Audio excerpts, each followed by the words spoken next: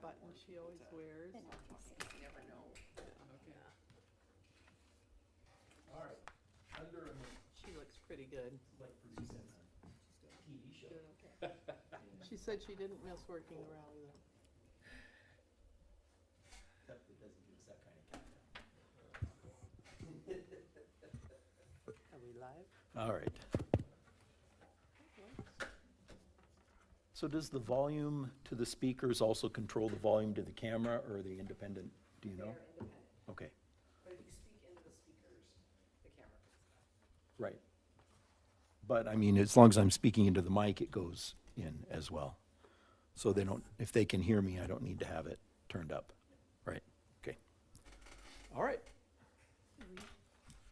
So it says preparing, but I am getting video. You're good.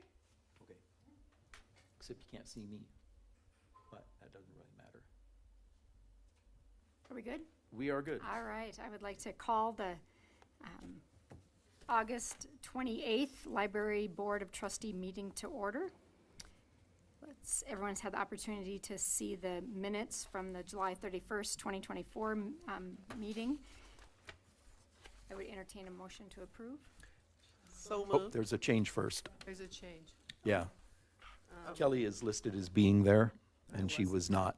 So I need to update the minutes to show she was absent. Note the change. Yes. Is that okay? Can you hear me?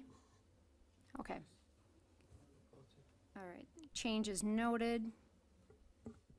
I'll move to approve the updated minutes. It's been moved to update, or to approve the updated minutes from the July 31st meeting. Second? It's been moved and seconded. Any discussion? All those in favor of approving the July 31st meeting minutes signify by saying aye.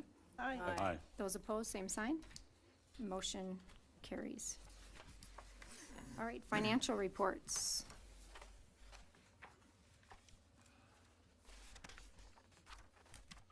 All right.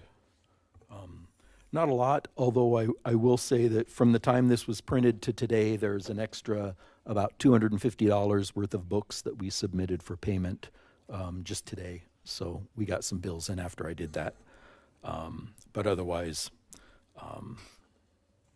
yeah, it's all pretty standard purchases this month.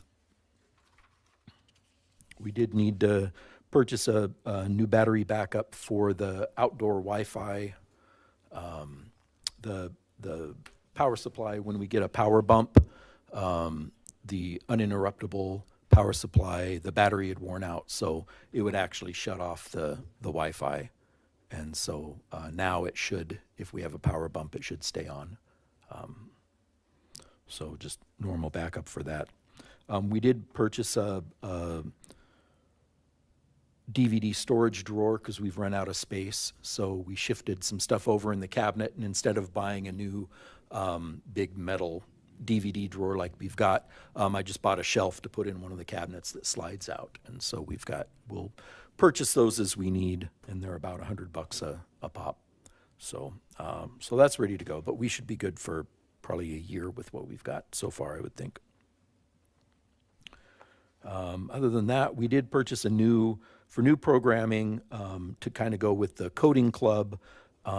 We bought a very small drone that you program using a couple of different systems. There's one called Blockly where you basically kind of snap commands together and tell it what you want it to do, or you can actually program it in Python, which is a computer language.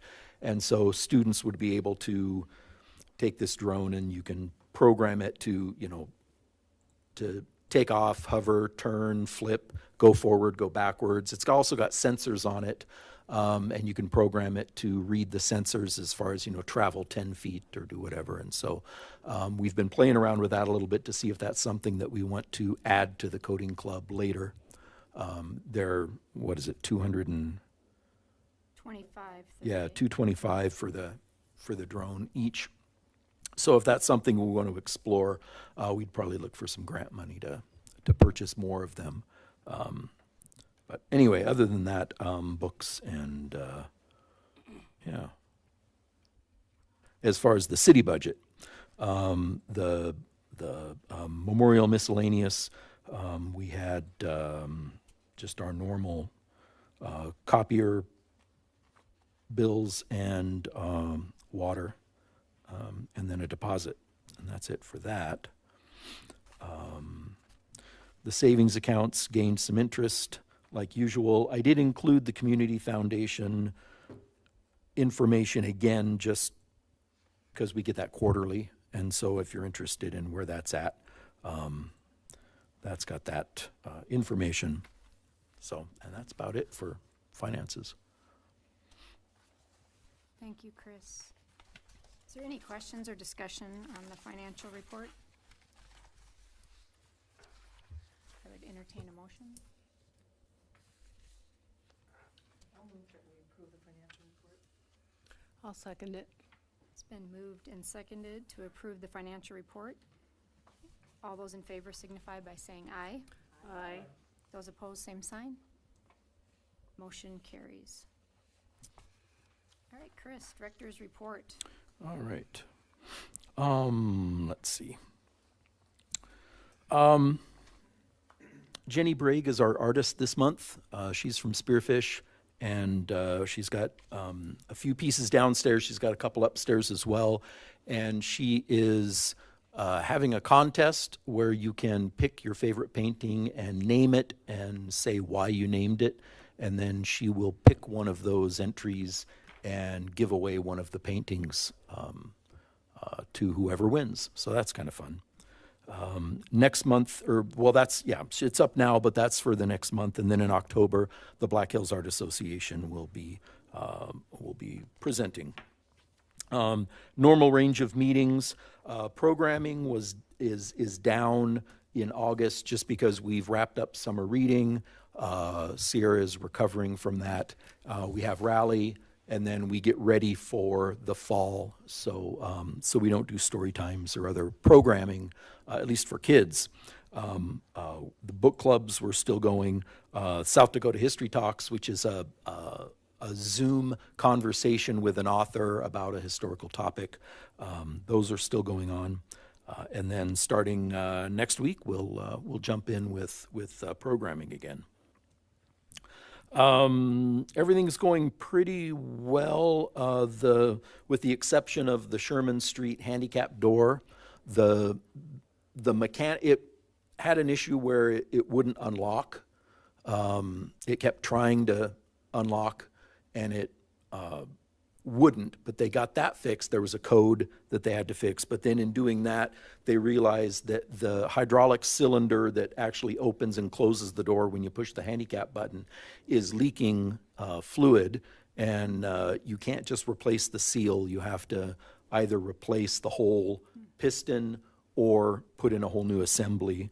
It's going to be about $3,000 to fix that. Judd has gotten 3 estimates that he submitted to the mayor, and then we'll see what route they decide to go.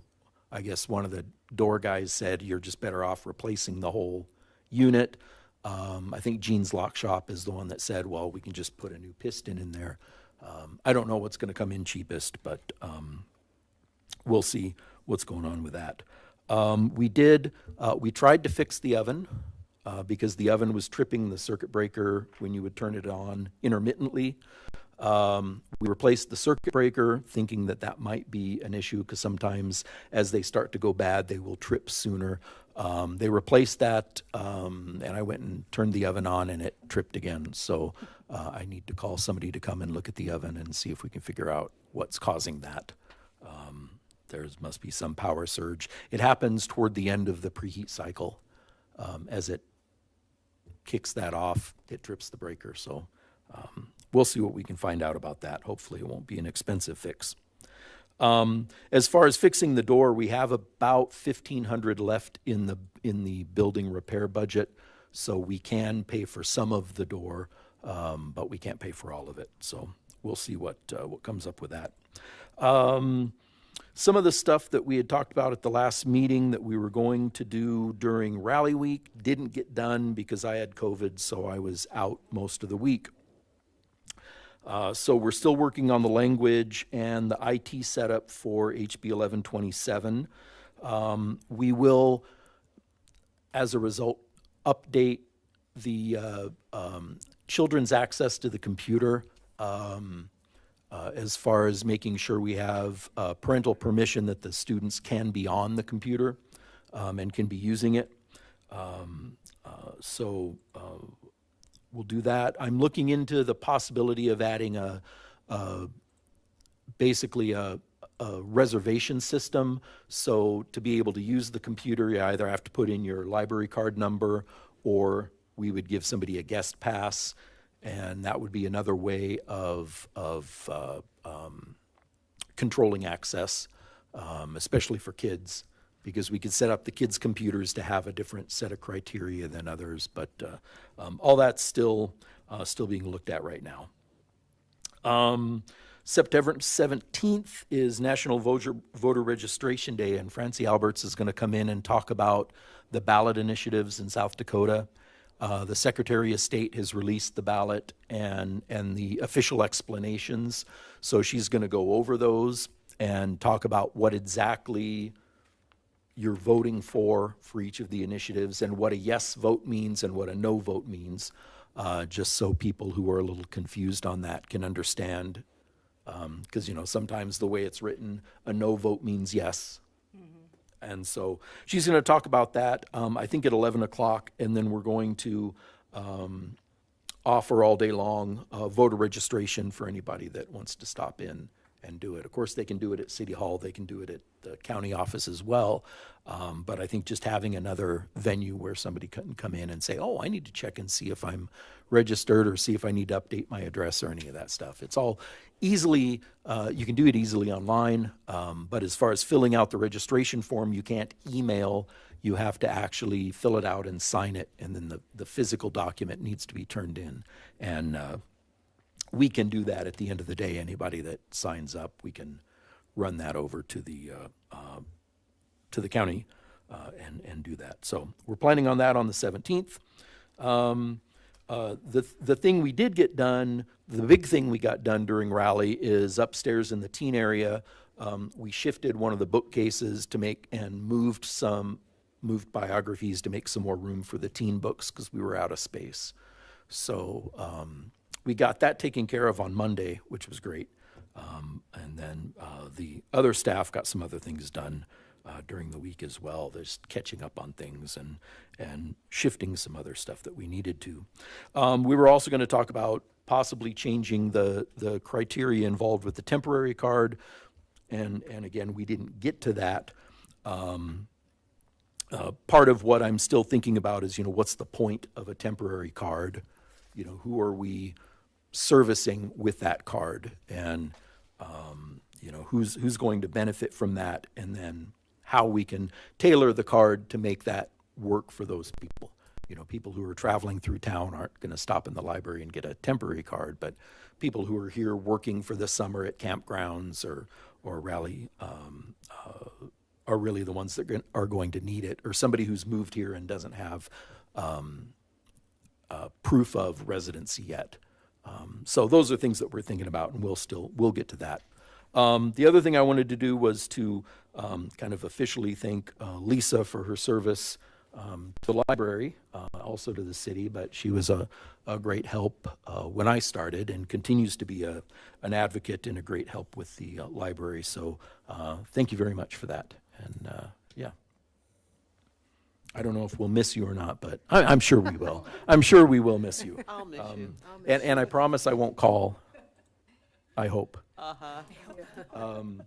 So so that's it for the director's report. Any questions about anything? Questions? All right. Yeah, Jim. I'm gonna have to check this. You mentioned that we have to be careful of votes. Yes can be yes and no. I mean, Yeah. I'm certain we voted on that law can't, you can't pose a question a yes question and have it be no in order to, I mean, I think we had a statewide vote on that.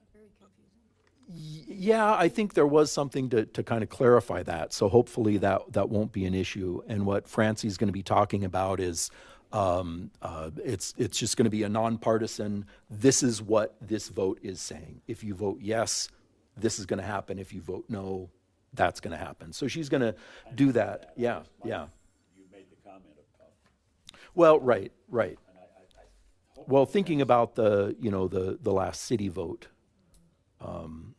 where you were voting to, yes was getting rid of something, no was keeping it, and there was some confusion among people in the city about, About the race. well, I think it was about, city manager and stuff like that, where it was, you were voting to keep it or you were voting to get rid of it. And there were some people in the library had mentioned stuff like that, so that's why I brought that up. But yeah, it should be clear. So it's not, we need, as citizens, we need to make that, the courthouse needs to know. Oh, that I it's agree. involved. I agree. Yeah, Thanks, Jim. yeah, All right, yeah. thanks for your- Anything else? Thank you, Chris. I just want to reiterate, Lisa, thank you. On behalf of the board, we appreciate all your assistance in getting the meetings up and running so that everyone can see, and all your technical help with us getting onto our systems. We do appreciate everything that you've done and wish you the best of luck in your next adventure. Yes. All right, no unfinished business, but new business, and we're going to look at the reciprocal borrowing agreement with the Rapid City Public Yes, Library. to bring you up to speed, last summer, I was sent a map of what Rapid City believes is the reciprocal borrowing area for an agreement that we have with the Rapid City Library on reciprocity. I didn't think much of it because people in Meade County, a lot of people in Meade County, if they had a Sturgis library card, were still able to check things out. Well, starting about a month ago or so, the Rapid City Library placed restrictions in our circulation system, Koha.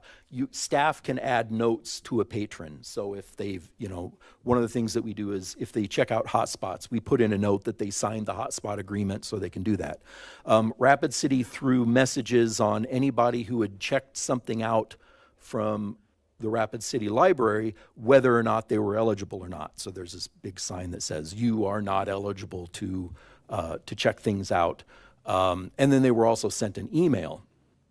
And we were starting to get calls about this from people who, over the past 5 years or almost 5 years, 5 years have been able to check out, and all of a sudden they can't. And they were wondering what's going on. And I said, well, there seems to be a disagreement on the reciprocal borrowing agreement. And I had talked to Terry about it because she was board president when it was signed. I called Julie about it to ask, since she did the negotiating. I had mentioned it to Lisa, and in all of everybody that's involved in Sturgis has no recollection of any kind of boundary set for this reciprocal agreement. The Rapid City Library Director feels like, no, it was always Sturgis city limits and a small area north of Rapid City. So that's where we're at. And when I talked to her about it, she said that she feels like it was mainly done for Ellsworth Air Force Base members to be able to use the Rapid City Library instead of having to come all the way to Sturgis. And I said, well, that's not our understanding of it. So I included the memorandum of agreement in the packet for you guys. And it says nothing in there about any type of a limit. And she said, well, yeah, it's not in there because that's just the agreement. It was up to the library staff to decide how to implement that. which fundamentally, I feel like if that was an issue, it should have been in the reciprocity agreement. But to show you what we're talking about here, I can put it up on your screens. Let's see. And we can zoom in, maybe, here we go. So we can take a look and you can see, so here is, the red is outlining Meade County, and then in black are the areas that Rapid City says are eligible for reciprocal borrowing. So basically, the people who are in Blackhawk, the people who are in Somerset, who had been able to check things out in the past are not able to, or anybody else who lives in rural Meade County, even if they have a Sturgis library card. This is a little more close-up area of the boundaries that they set. So this is Haynes Avenue right here. There's a little development here north of Rapid that's included. And then this strip, this is the Meade County line. And then this is County Road 2. And then it goes to Antelope Creek is the road here. So Rapid says this is basically, that's the area that they're catering to. So Cricket tried to get in touch with their board to find out if there was anything else that she could understand about it. And they said, well, I believe, what was it? They're going to talk about it at a later meeting and then they'll let us know. I believe so the meeting is next week. Next week, okay. So next week, I assume they'll be talking about it. So I bring this to your attention because, they may decide that if we don't want to agree to that limited area, then they would just get rid of the memorandum of agreement, which they can do. With 90 days written notice, you can dissolve, either us or Rapid can dissolve the agreement. So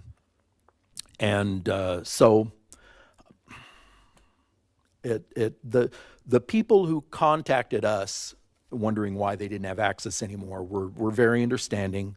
So we haven't gotten a lot of people. We thought we were going to get a lot of angry people calling us and asking what the problem was. They were all very level-headed, and we explained, well, we have a fundamental misunderstanding there. Okay, well, what can we do to fix it? I said, well, I don't know. I said, talk to the Rapid City Library Board and see if you can get some clarification.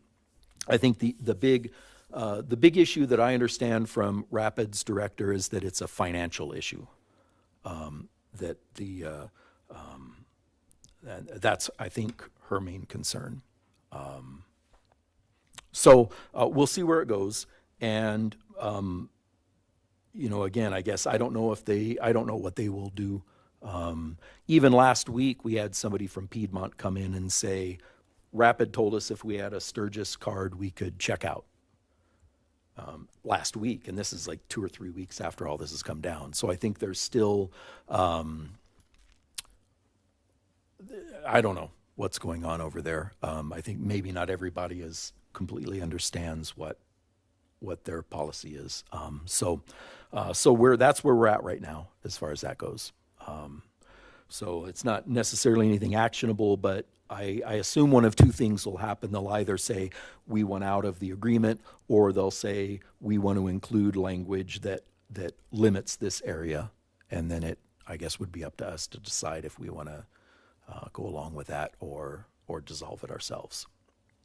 Do you guys have any questions about that? That's kind of the short version, but that's kind of what we know. Did they get a new director at the No. library? No, she said that there were conversations about limiting the area. I wasn't here, so I don't know. Yeah. Did your letter go to all the Board of Trustees in Rapid City? Just to the president Okay. of the board, Okay, Emily. So she did respond okay, and said that it would be on the agenda for the okay, next good. meeting. Thank you. So, yeah. Any other questions about it? How many would this affect at our library, Chris? How many transactions a month? Not many. We had, let's see. Where's the? Oh, I don't have that. I could probably tell you here if you give me just a second.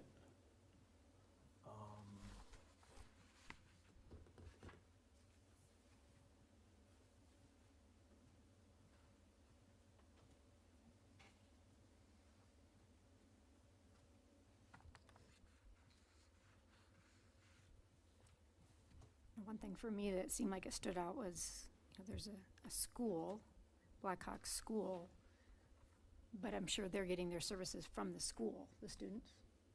We're also in the Rapid City School District. They're in the Rapid City School District. So, Yeah, and that, I don't know. I know there is a, here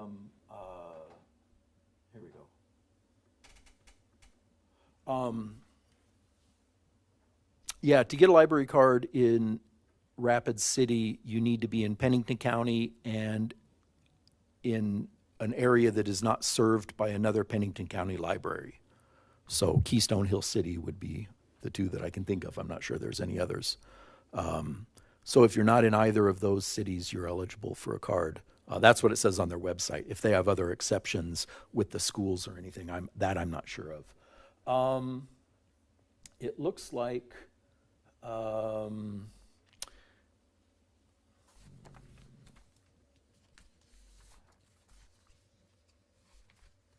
so far this year, let me do a quick ad here.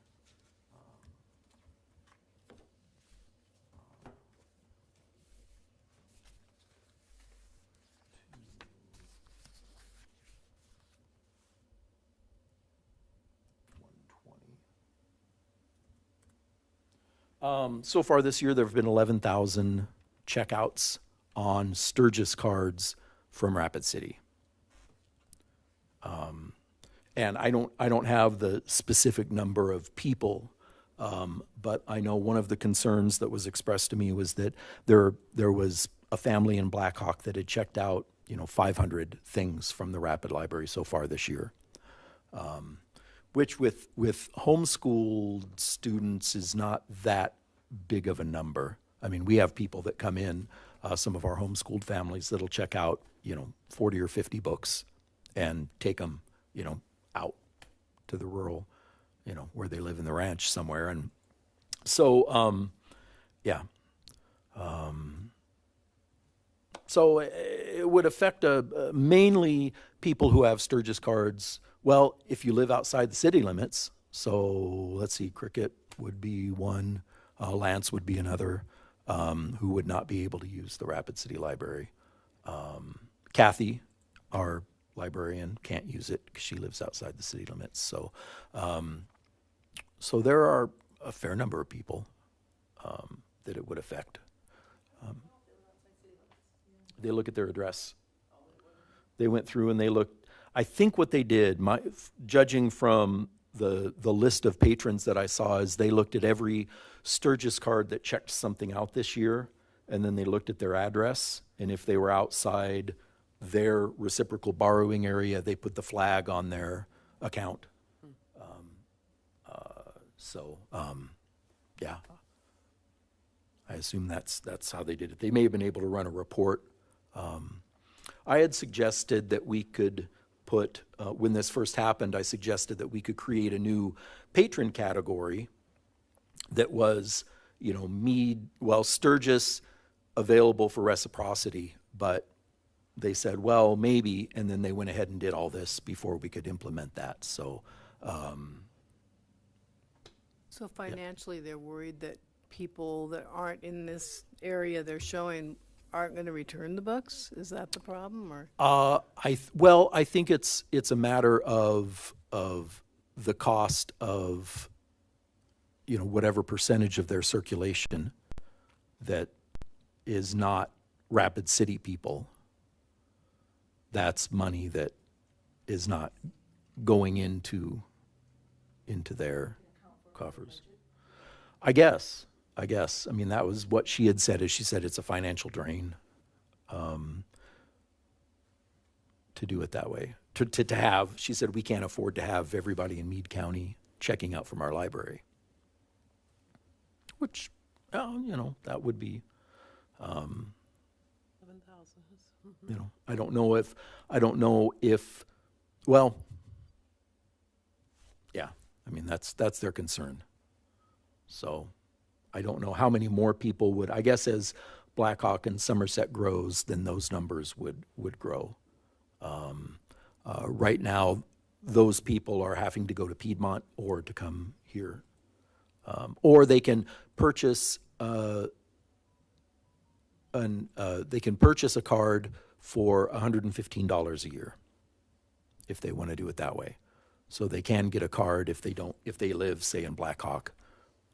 If they pay the $115, they can get a card.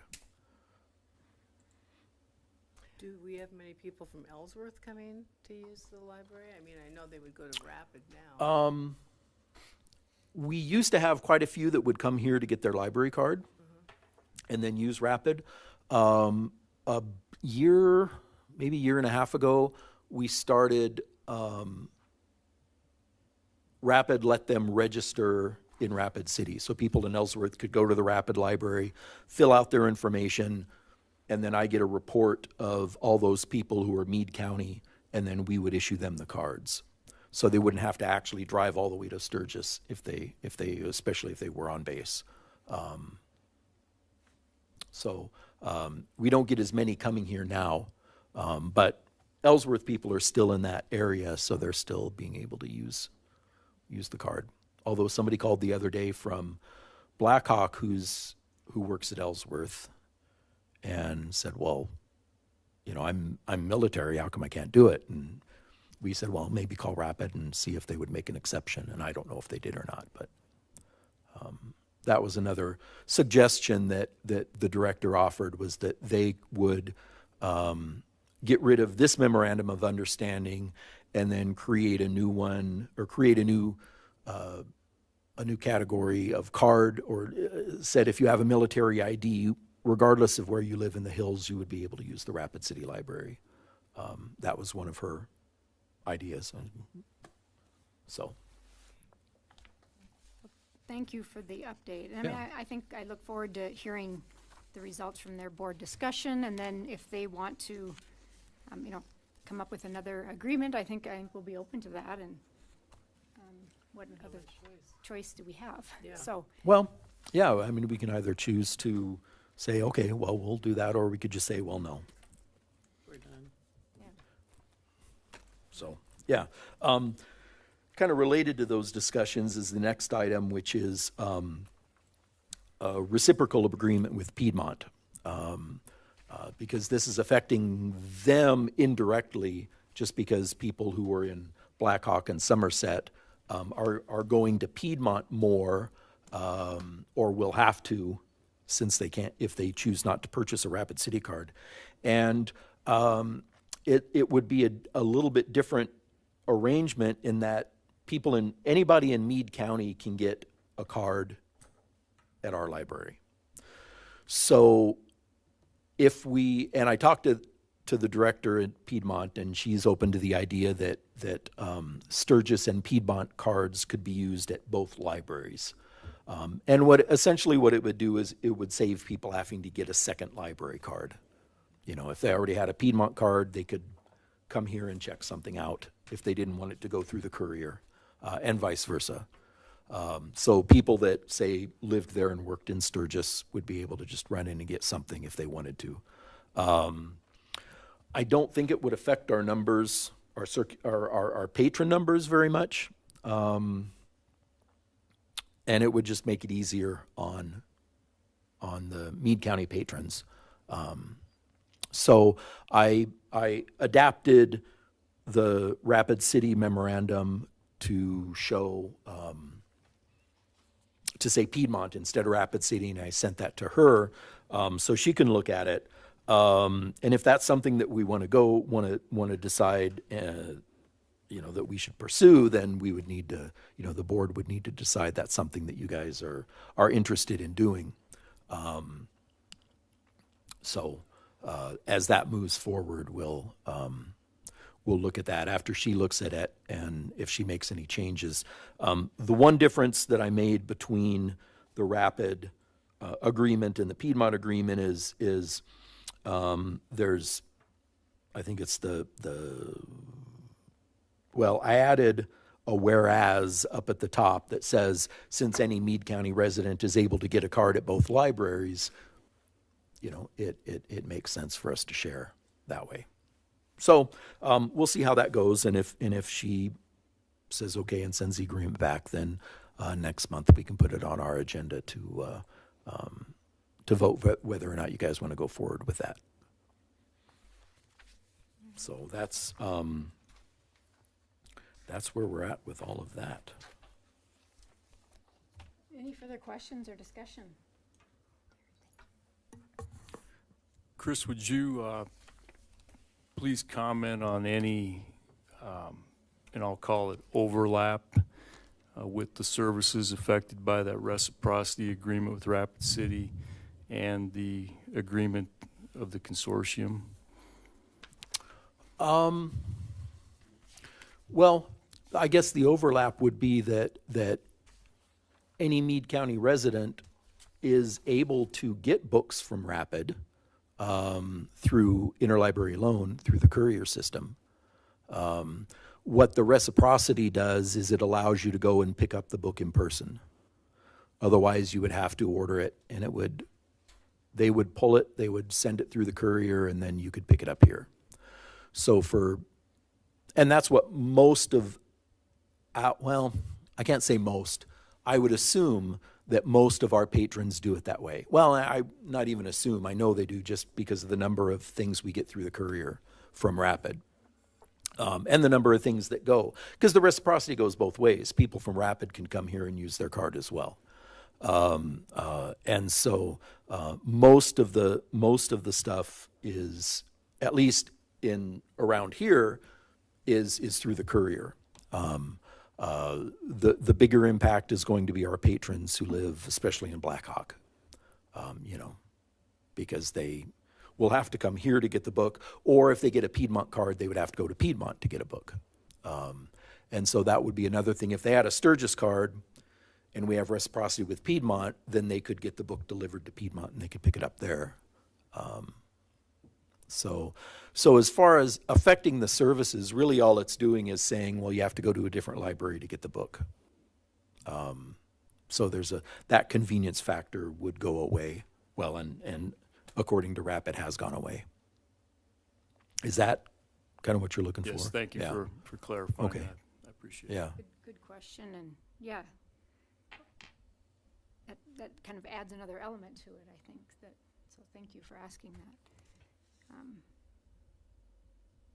Yeah, we'll see what kind of response we get from them, and we'll go from there. I mean, helping our patrons and the people in Meade County we'll just make it work the best that we can, so thank you for that update. Yeah.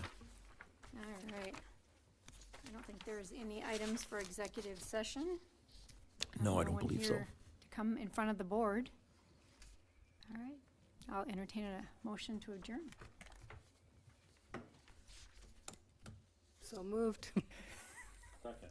All right, it's been moved and seconded. We'll see you all in September. All right. Thank you, everybody. Thank you. September 25th. What was the date that Francie's gonna be here in September?